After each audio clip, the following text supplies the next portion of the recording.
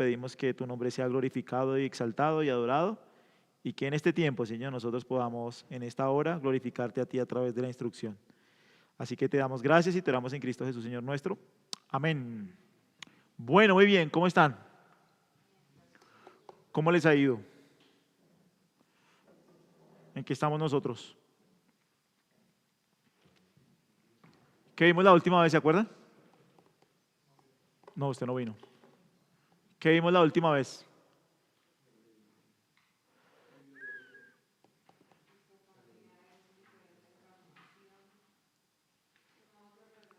Sí, estamos viendo los modos, como, sí, sí, como dice ahí, estamos viendo los modos en los que Dios se reveló, tanto en el Antiguo como en el Nuevo Testamento. ¿Listo? Entonces, vamos a hacer un pequeño recordatorio de lo que nosotros hemos visto. Y vamos a ir a Hebreos, otra vez a Hebreos 1, del 1 al 2. Hebreos 1, del 1 al 2.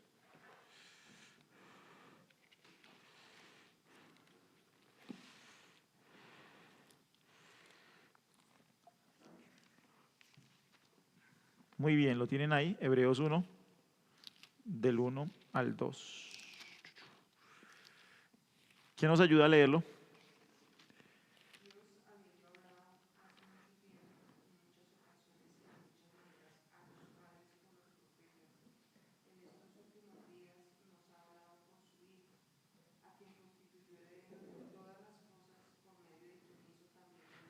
Bien, entonces nosotros vemos que Dios ha hablado hace mucho tiempo y habló en muchas ocasiones y de muchas maneras.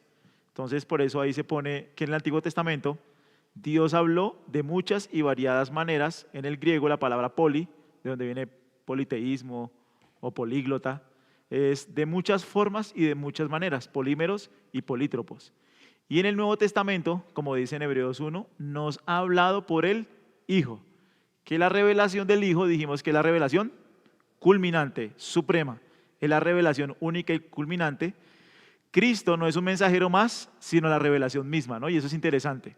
Es impresionante porque cuando uno lee todos los profetas dijeron, así dice el Señor, así dice el Señor, así dice el Señor. Jehová, el Dios de los ejércitos, me envió a vosotros. Pero es algo que Jesús nunca hace. Jesús nunca dice, así dice el Señor, sino que Jesús siempre habla con autoridad divina. Yo soy el pan de vida, yo soy la puerta, yo soy el buen pastor. Entonces Jesús nunca dijo, así dice el Señor, Él no es un profeta más, sino que es una revelación completa, plena de todo lo que el Antiguo Testamento ha estado diciendo. ¿Listo? Dijimos que las tres grandes eras de revelación se dividen en tres, ¿sí o no? Que es la era patriarcal, más o menos la era patriarcal, ¿hasta dónde va? No, eso lo vimos hace 8 días, por favor. Por favor. ¿Hasta dónde iba a decir usted? No, pero más o menos, no, hasta Samuel, ¿no? Las manifestaciones externas, teofanías, sobre todo, no estoy diciendo que únicamente, sino que más predominantemente se ve hasta Samuel, revelaciones o manifestaciones externas, que son teofanías, milagros, angelofanías, como que esas manifestaciones externas son más abundantes hasta Samuel. Hasta el último juez, sí, último juez, así es. Después viene la era profética, que más es una sugestión o sugerencia interna, es más un hablado interno de parte de Dios en la era profética. Y el último es la era apostólica, que es donde ya vamos a ver la operación concursiva y la inspiración, la escritura. O sea que más o menos son esos tres grandes periodos: manifestaciones externas, después por sugerencia o sugestión interna, y ya la era apostólica. ¿Listo? Son las tres grandes eras de revelación. Sí. Exactamente, no implica que se excluya, ¿no? Porque en la era patriarcal también hubo profecía, y de hecho en la era profética también hubo, no sé si recuerdan en el tabernáculo, cuando Salomón está consagrando el templo, también allí hay una teofanía. Entonces no se está diciendo que de manera única, no, pero sí predominan estas maneras de revelación, predominan. En la era patriarcal, las manifestaciones externas; en la era profética, más de sugerencia interna; y en la era apostólica, esta operación concursiva. ¿Listo? ¿Preguntas ahí? ¿Vamos claros ahí? Son modos de revelación, modos de revelación. Ahora, dentro de las manifestaciones externas vimos algunas, no sé si recuerdan cuáles son, de esos modos de revelación externo. Modos de revelación externo, ¿cuáles fueron? Muy bien, la suerte, ¿cierto? Bueno, aquí hay como una especie de manifestaciones externas. Entonces, no teofánicas, dijimos la suerte, el urín y tumín y los milagros. Y teofánicas son las angelofanías y las teofanías. Más o menos es como el desglose que nosotros habíamos visto, ¿sí? Ese esquema que está ahí, ¿sí? Recuerden que las manifestaciones externas, ¿a qué época pertenecen? Patriarcal. ¿Sí están conmigo? Sí. Muy bien, entonces la suerte, Proverbios 16:33 dice, ¿no? La suerte se echa en el regazo, mas de Jehová es la decisión de ella. ¿Qué dijimos de la suerte? No es como que, bueno, vamos a ver qué pasa, sino es un acto de fe y sumisión, no de adivinación, no es adivinación. ¿Sí? ¿Qué más? ¿Tienen preguntas ahí de la suerte? Vimos la suerte, vimos el urín y tumín. Dijimos que urín y tumín se traduce como luces y perfecciones, objetos sagrados en el pectoral del sumo sacerdote para consultar a Dios. Probablemente se escondían en una bolsita y se esperaba una respuesta de sí o no. Ahora, ¿cómo era la forma?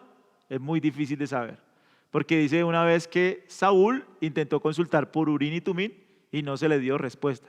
Entonces es un poco misterioso saber cómo era la forma en que funcionaba realmente, pero una vez sí encontramos al rey David yendo a consultar y él pide una respuesta de sí o no y Dios le dice sí, sube. Entonces, ¿cómo eran exactamente? Es un poco complejo de decir cómo funcionaba. Lo que hemos dicho, algunos dicen que brillaba una, algunos dicen que caía de una cara a otra, pero es un poco difícil poder determinar bien cómo funcionaron, ¿sí? Entonces, manifestaciones externas no teofánicas están. Esto es para la evaluación. La suerte, urín y tumín, y los milagros. Entonces dijimos que los milagros tienen definidos en la Biblia como un matiz muy específico. Entonces los milagros no eran como, ay, ya me pasó el bus, es un milagro, sino que los milagros tenían una intención de revelación. Los actos milagrosos querían comunicar algo. Y dijimos que en la Biblia están estas 4 formas en las que se describen los milagros. Primero, porque es una obra, es decir, que es un acto divino.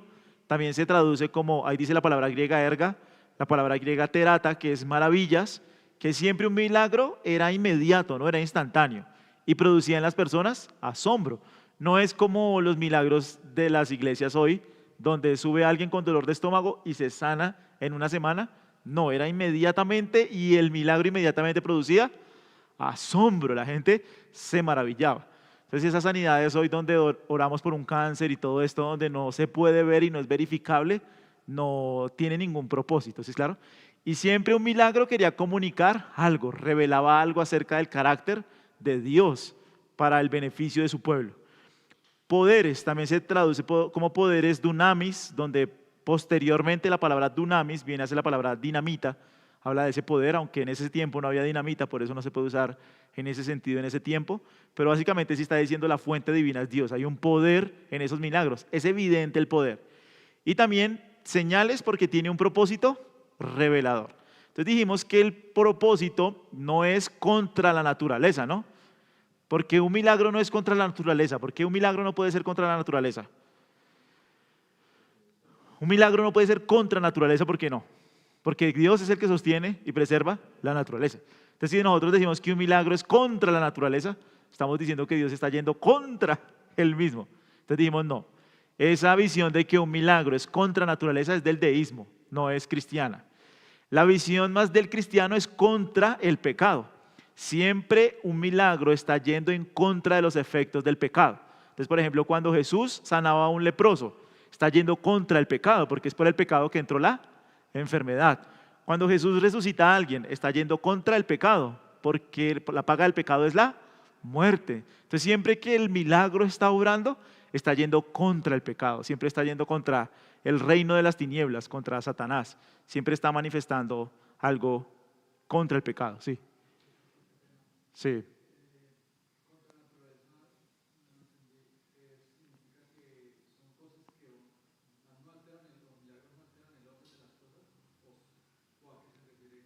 Muy bien, nosotros Bien. Entonces, no gusta usar la palabra contra naturaleza porque es como si él fuera en contra del mismo. Por ejemplo, la apertura del Mar Rojo se utiliza el término supranatural, es decir, supranaturaleza. Está por encima de la naturaleza, pero no contra, porque contra es oposición. Entonces, se habla que es contra el pecado y supranaturaleza, es decir, manifiesta un poder más allá de la naturaleza. El milagro, ¿sí es claro? Entonces un milagro siempre quiere comunicar algo, revela algo del carácter de Dios. Si ya la revelación está completa en Cristo, diría uno, pues, ¿qué necesidad más de llamarlo como tal? Milagros. Ahora, que alguien preciso tenía una vena y preciso sucedió un evento asombroso que hizo que esa vena funcionara, pues Dios actuó providencialmente y poderosamente en esa situación. Digamos que no sería tan bíblico llamarlo milagro. Pero si alguien quiere llamarlo milagro, no es pecado. Como que, uy, hubo un milagro, se estrelló, se pegó en la cabeza, no sé, el golpe fue muy duro, se abrió el cerebro y se salvó. Diría la gente, qué milagro.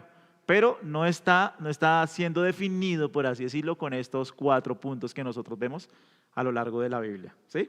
Este es un resumen de lo que vimos hace 8 días. Muy bien, ahora, estas son no teofánicas. ¿Cuáles son las no teofánicas externas? Suerte, Urín y Tumín y milagros, están volando. Muy bien. Y las manifestaciones teofánicas se encuentra la angelofanía. ¿Qué era una angelofanía? Que un ángel hablaba con las personas. Entonces lo vemos, por ejemplo, con Lot, donde los 2 ángeles le advierten a Lot que va a destruir Sodoma y Gomorra. Vemos los anuncios a María, a José, no sé si recuerdo, Elizabeth. José creo que no alcanzó a tener una angelofanía. Y pues la cristofanía, una manifestación del ángel de Jehová. Decimos que el ángel de Jehová es casi que Cristo preencarnado. Sí, los amigos de Daniel no. ¿Qué? Estaban con una persona que no se sabe quién es, que es muy posible que sea el Señor, ¿no? Sí, así es. Y ya íbamos quedando hace 8 días aquí con la teofanía. ¿Qué es una teofanía? Es una aparición visible de Dios. ¿De qué formas hay estas teofanías? Bueno, hay manifestaciones antropomórficas como cuáles, forma humana, el ángel de Jehová, ¿cierto?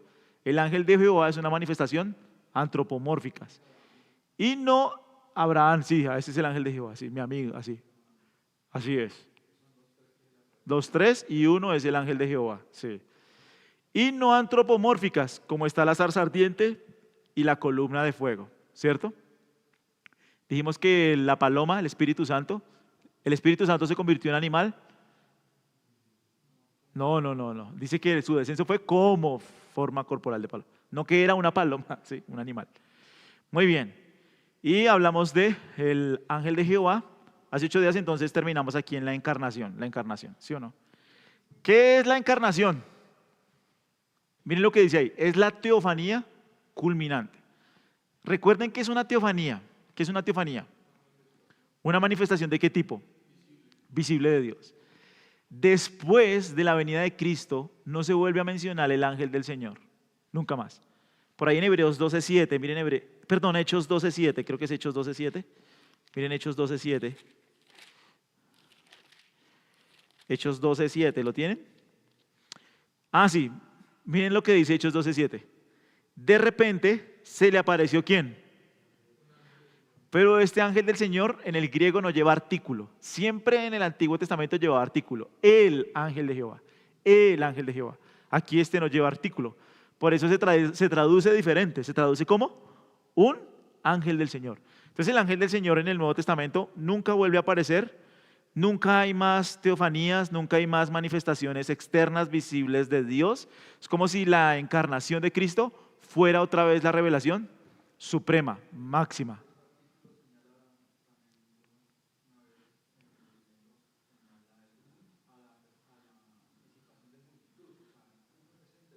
Sí, es muy genérico. Sí, así es.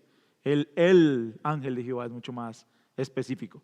Entonces miren, en Cristo Dios ya no se aparece temporalmente, sino que habita permanentemente entre los hombres. Por eso Juan 1:14 puede decir que el verbo que hizo, se hizo carne. Esa es una teofanía. pero no es una teofanía del mismo grado de las otras, es de un grado mayor, superior, es la culminación. Dios asumió una naturaleza humana. ¿Sí es claro? Preguntas ahí. Entonces lo que les decía, en el Antiguo Testamento Dios se manifestó como el ángel de Jehová, Éxodo 3:2, Jueces 13, en fuego, nube o forma humana. En el Nuevo Testamento ya no hay apariciones antropomórficas de Dios ni del ángel del Señor, porque estas manifestaciones alcanzaron su cumplimiento en el Hijo encarnado. ¿Sí? Miren Colosenses 2:9. 2:9.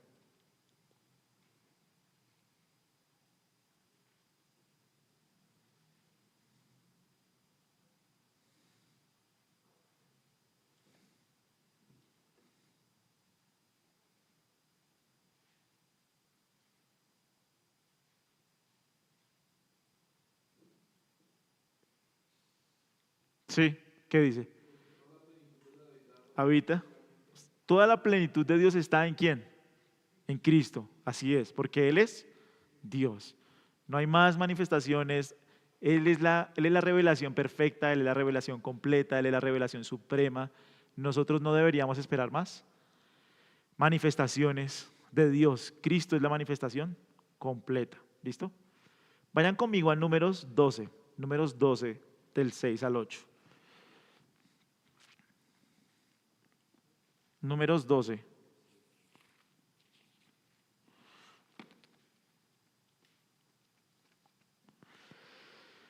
Vamos a ver que, como yo les decía, en la era patriarcal se distingue más ¿por qué? Por las manifestaciones externas. Ahora, en Números 12 parece que hay una transición. Miren Números 12. ¿Están conmigo? ¿Y qué es lo que está sucediendo en Números 12? Miren el versículo 1. Entonces Miriam y Aarón hablaron, ¿qué hicieron? Hablaron contra Moisés por causa de la mujer cusita con quien se había casado, pues se había casado con una mujer cusita. Algunos dicen que parece que era una mujer de tez más oscura. Entonces, como que ellos empezaron no está comprobado, pero sí la región de Cus da una cierta, la pigmentación de la piel es más oscura. Entonces parece que estaban acusando a Moisés de haberse casado con una mujer cusita. ¿Era pecado casarse con una mujer cusita? No, ese pueblo no estaba entre las prohibiciones. El asunto es que Miriam y Aarón, ¿quiénes eran Miriam y Aarón de Moisés? Hermano, sí, dice, qué bonita familia. Bueno, estaban acusando a Moisés ¿de qué? Miren el 2, y dijeron, ¿es cierto que el Señor ha hablado solo mediante Moisés? ¿No ha hablado también mediante nosotros? Y el Señor lo oyó. ¿Qué quisieron decir ellos? ¿Qué quisieron decir? ¿Qué está pasando ahí en lo que ustedes entienden de esos versículos? ¿Qué están entendiendo? ¿Qué ven? El liderazgo de Moisés. Sí. ¿Cómo?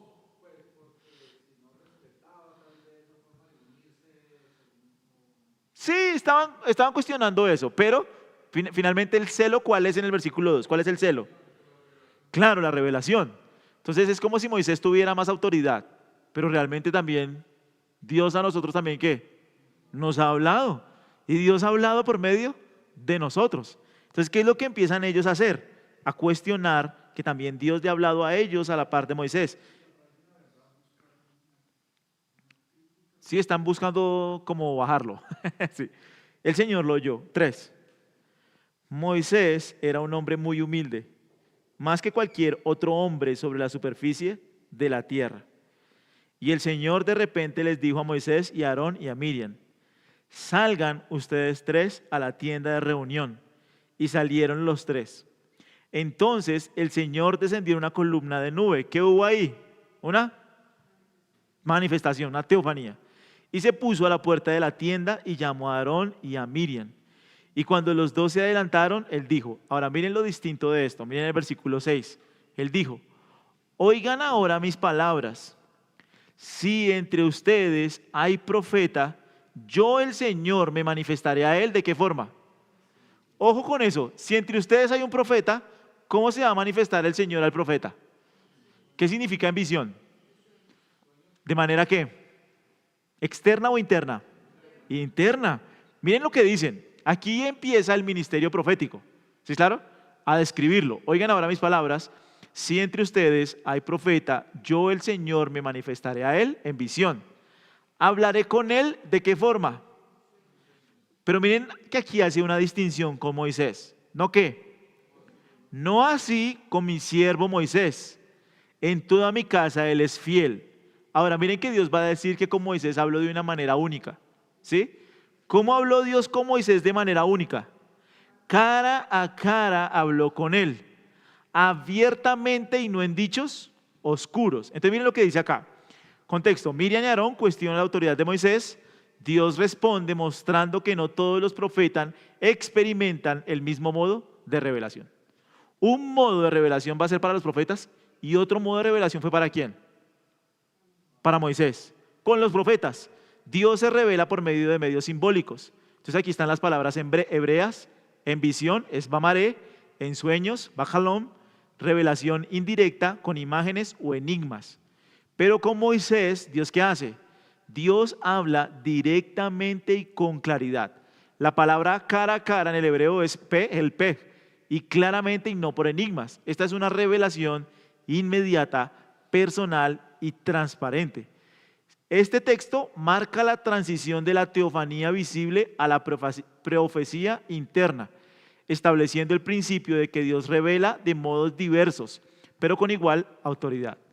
¿Qué es más palabra de Dios? ¿La revelación a Moisés o la revelación a los profetas? Las dos son palabra de Dios. Tienen igual autoridad. Pero este pasaje sí muestra que hay una distinción.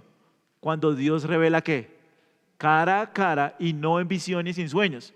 Parece ser que este tipo de revelación es más fundacional.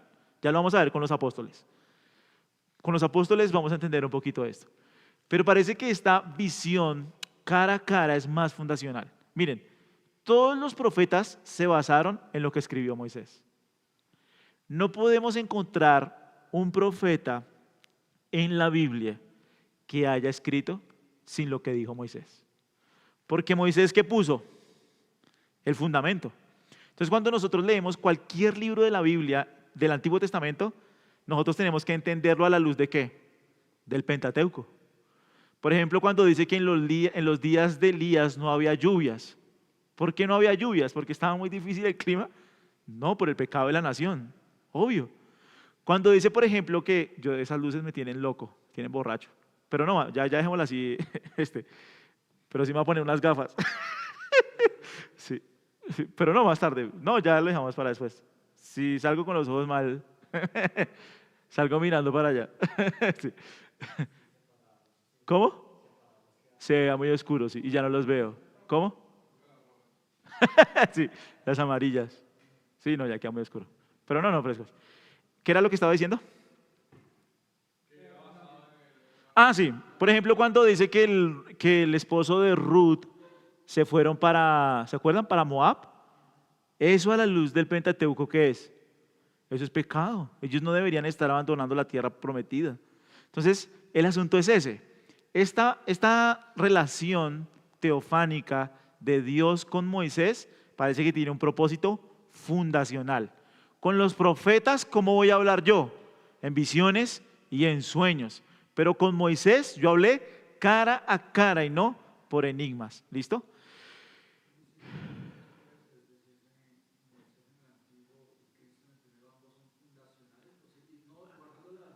No, digamos, sí hay una conexión, pero es la siguiente. La teofanía es de Dios ¿con quién? Moisés. Y Moisés establece el fundamento.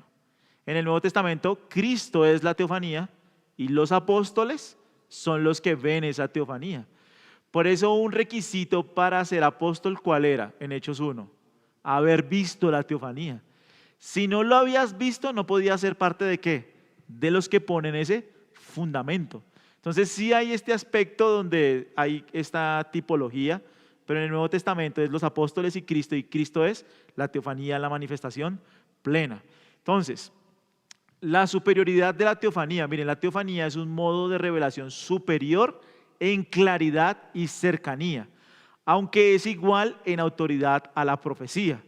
La revelación directa e inmediata es cara a cara, es comunicación abierta y sin enigmas y implica una presencia personal y visible de Dios. Miren Deuteronomio 34:10. Deuteronomio 34:10.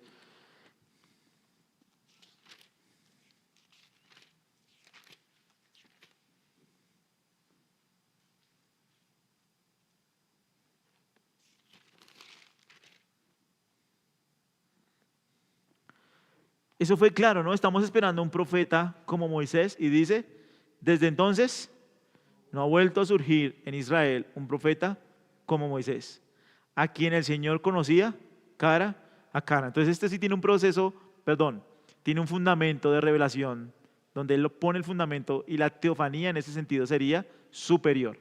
Aunque el mensaje tiene la misma autoridad. ¿Sí están conmigo? La diferencia entre la teofanía y profecía no radica en la autoridad del mensaje, sino en la claridad, intimidad y medio de revelación. Ambas comunican la palabra infalible de Dios. Miren 2 de Pedro 1, del 20 al 21. 2 de Pedro 1, del 20 al 21.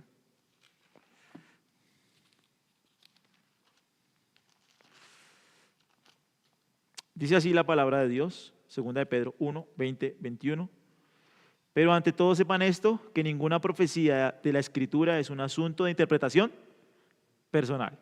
Pues ninguna profecía fue dada jamás por un acto de voluntad humana, sino que hombres inspirados por el Espíritu Santo hablaron de parte de Dios. ¿Listo? ¿Preguntas hasta ahí? ¿Tiene alguna pregunta, inquietud, duda? Entonces, ¿qué nos está enseñando en Números 12? Que la teofanía sí tiene como un aspecto en ese sentido superior. Los profetas ahora empiezan a tener revelaciones, sueños, enigmas en su mente, revelaciones, ¿sí? Sí. Sí. No, ya lo vamos a ver, no. No es como que ellos veían algo y cuando iban a escribirlo, como que interpretaban algo, no. El mensaje era muy claro, quedaba grabado en sus mentes y por eso ellos podían decir, así dice el Señor. Realmente la profecía era una revelación de dictado. La profecía. Cuando un profeta hablaba, estaba diciendo la palabra del Señor. No como que recibió, cuando se habla de visiones, ya lo vamos a ver en el hebreo, pero no se está hablando como de algún tipo de éxtasis fuera de su mente, o que ellos veían como una imagen en su cabeza y cuando la escribían, como que allí se perdía la transmisión de la palabra de Dios, no. Cuando un profeta hablaba, ya lo vamos a ver en Jeremías, ¿qué hizo? Pusiste tus palabras en mi boca y yo hablaba tus palabras. O sea, un profeta no era como que se ponía a inventar algo en su cabeza, sino que realmente el profeta decía la palabra de Dios. Y también ya vamos a ver la diferencia entre profecía y predicación, que eso también se confunde hoy en día, ¿sí? Entonces, un requisito apostólico, miren Hechos 1, 21 y 22. Hechos 1, 21 y 22. ¿Por qué no hay más apóstoles hoy? ¿Por qué no hay más apóstoles hoy, aunque se hagan llamar apóstoles? Este es uno muy claro, ¿no? ¿Por qué no vieron a Cristo resucitado? Aunque el apóstol Maldonado se quiera llamar apóstol, no es apóstol. Hechos, el apóstol Maldonado, el apóstol Cash Luna. 21. Por tanto, es necesario que los hombres que nos han acompañado todo el tiempo que el Señor Jesús vivió entre nosotros, comenzando desde el bautismo de Juan hasta el día en que entre nosotros fue recibido arriba al cielo, uno sea constituido testigo con nosotros de su resurrección. ¿Cuántos salieron de los 120 que habrían? Presentaron a 2, José y el que también llamaban el justo y Matías, ¿sí o no? Entonces, miren esto, la aparición del Cristo resucitado fue una teofanía real, no una visión subjetiva ni un sueño interno. Basado en el principio de Números, Dios se revela cara a cara cuando confiere autoridad directa. Solo quienes vieron al Señor corporalmente podían testificar con autoridad apostólica. La autoridad apostólica se funda en una teofanía del Cristo glorificado, no en una experiencia mística, donde alguien dice que vio cosas. ¿Sí es claro? Si una persona dice que se encontró con Jesús en sueños, ¿tuvo una teofanía? No, porque la teofanía, ¿cómo es? Externa. ¿Sí es claro? Por eso si alguien dice, no, es que yo vi a Jesús, no. ¿Ustedes qué creen? ¿Que el apóstol Pablo vio a Jesús de manera externa? ¿O vio una visión en su cabeza? No, él dice que estuvo con el Señor en Arabia por 3 años. Le estuvo enseñando cara a cara. Cuando Pablo dice que lo vio resucitado, lo vio resucitado. ¿Sí claro? Preguntas ahí. Pregunten con confianza. Entonces, si alguien dice que hoy se encontró con Cristo, yo lo vi. Tal vez fue un sueño, tal vez no coma tan tarde en la noche o no consuma. Sí, sí, no, sí, no tome tanto tinto, pero no, que alguien diga que se encontró con Cristo resucitado, no, ¿sí? Estas teofanías, establecimiento apostólico, se dio. Sí.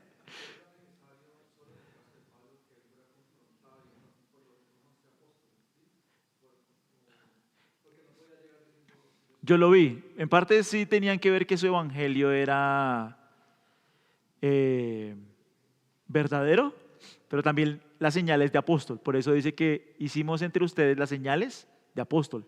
Eso está en 2 de Corintios. Dice que no, yo estuve entre ustedes y yo entre ustedes hice las señales. O sea, el apóstol Pablo no solo dijo, yo vi al Señor Jesús resucitado, sino que, por ejemplo, Lucas, en el libro de Hechos, es muy intencional en relatar la vida de Pedro y la vida de Pablo, como que imitando cosas. Entonces, Pedro predicaba, Pablo predicaba. Pedro sanaba con su sombra, Pablo sanaba con pañuelos. Pedro resucitó, ¿a quién resucitó? Pedro resucitó a alguien, a Dorcas. Y Pablo resucitó a la que se le cayó durmiendo ahí mientras estaba enseñando. Entonces Lucas está diciendo, miren, el apóstol Pedro y el apóstol Pablo están investidos con la misma autoridad y predican el mismo evangelio. Entonces por eso eran necesarios los milagros, porque alguien dice en 2 de Timoteo, miren 2 de Timoteo, que el apóstol Pablo ya no tenía el poder de sanar. Eso es muy chistoso. que a veces el apóstol Pablo sí sanaba y a veces no sanaba. 2 de Timoteo, miren en el versículo 9, ay, ¿cuál es? Donde dice que dejé a Trófimo enfermo. Sí, en el 20. 2 de Timoteo 4, 19. Saluda a Prisca y a Aquila y a la casa de Onesíforo. Erasto se quedó en Corinto, pero a Trófimo, ¿qué pasa? Lo dejé enfermo. Entonces algunos dicen que aquí el don de sanidad, que a veces el don de sanidad sí funciona y a veces no funciona. Y no entendí el propósito del don de los milagros. El don de los milagros era ¿para qué? Para investir de autoridad a la persona y una vez la comunidad lo reconociera como que realmente él era un apóstol, ¿qué pasa con el don? Ya no hay necesidad. De hecho, esta es su última carta. Entonces, más que decir que a veces el don funcionaba y a veces no funcionaba, es que naturalmente él ya ha sido reconocido como un apóstol entre los otros apóstoles, naturalmente el don tiene que cesar. ¿Sí? Pero solo con los pañuelos se sanaba. Y la gente tenía fe o no tenía fe y se sanaba. Entonces, bueno, ese es un punto ahí que no hace parte de esta clase. Preguntas para entrar a la profecía. Sí. Sí. Yo creo que sí hay cierto grado de teofanía porque hay una voz que los otros escucharon pero no pudieron entender bien. Pero no creo que el Señor como tal en ese encuentro lo haya visto resucitado. No sé, ahí no, creo que el texto no da para tanto. Pero ya después en Gálatas 1, el apóstol Pablo sí escribe que él estuvo con el Señor 3 años en Arabia y lo vio resucitado. Entonces, lo que sí se vio fue una luz, se escuchó una voz, probablemente lo vería resucitado, el texto no lo dice, probablemente no, pero sí es seguro que el apóstol como apóstol lo vio resucitado de manera externa y de manera visible. ¿Sí? ¿Preguntas ahí? ¿Dudas, inquietudes? Entonces tenemos alguna pregunta de las teofanías y empieza a haber ya una distinción entre teofanía y profecía. ¿Sí? ¿Están conmigo? No sé si tienen alguna pregunta. Los veo dudosos. ¿Están perdidos? Sí.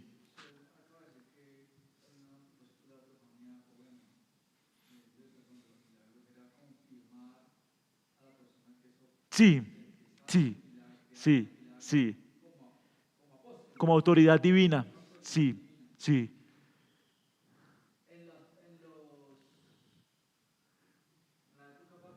Sí,